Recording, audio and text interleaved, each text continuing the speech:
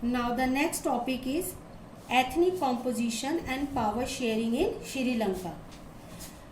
As we all know that Sri Lanka is an island nation in the Indian Ocean and it is just a few kilometers off the southern coast of Tamil Nadu. Sri Lanka has a diverse population of about 2 crore people with 74% being Sinhalas and 18% Tamils.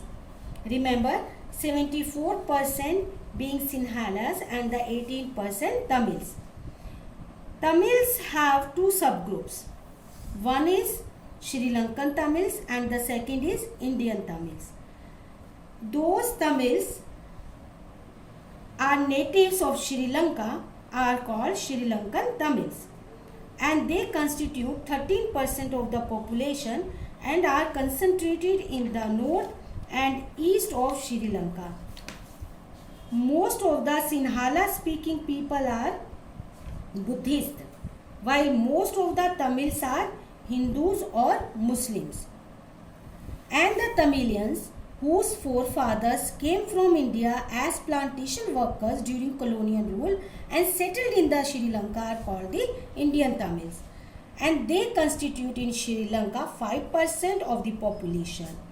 And there are about 7% Christians who are both Tamils and Sinhala. Now, what is majoritarianism in Sri Lanka? So, this is a concept which signifies a belief that the majority community should be able to rule a country in whichever way it wants, by disregarding the wishes and needs of the minority. Sri Lanka emerged as an independent country in 1948 and the leaders of the Sinhala community sought to secure dominance over government by virtue of their majority. As a result, the democratically elected government adopted a series of majoritarian measures to establish Sinhala supremacy. And in 1956, an act was passed to recognize Sinhala as the only official language, thus disregarding Tamils. And the government followed preferential policies that favored Sinhala applicants for university positions and government jobs also. And a new constitution stipulated that the state shall protect and promote the Buddhism. So all these government measures gradually increased the feeling of alienation among the Sri Lankan Tamils, and they felt that none of the major political parties led by Buddhist Sinhala leaders was sensitive to their language and culture. So the relation between Sinhala and Tamil communities became strained over time. For getting their rights, the Sri Lankan Tamils launched parties and struggles for the mainly for the recognition of Tamil as an official language, and they demanded regional autonomy, equality of opportunities, and securing election, education, and jobs. But their demands was denied, and by the 1980s, several political organizations like Litte Liberation Tigers of Tamil were formed by the Sri Lankan Tamils and demanding an independent Tamil Ilam.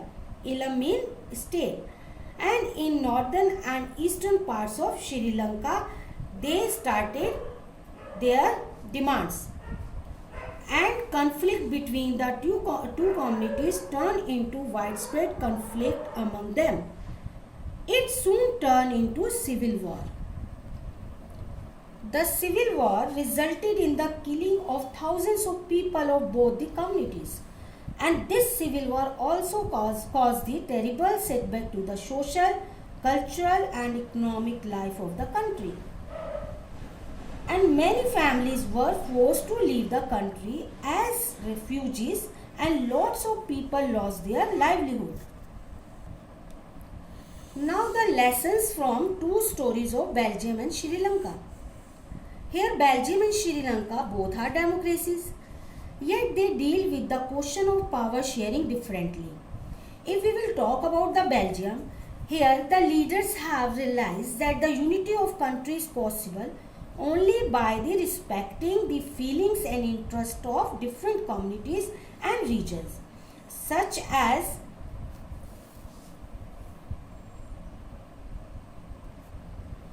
such a realization resulted in mutually acceptable arrangement for sharing the power. In contrast, Sri Lanka shows us a different example. It shows us that if a majority community wants to force its dominance over others and refuse to share power, it can undermine the unity of the country. This is all about the ethnic composition and power sharing in Sri Lanka.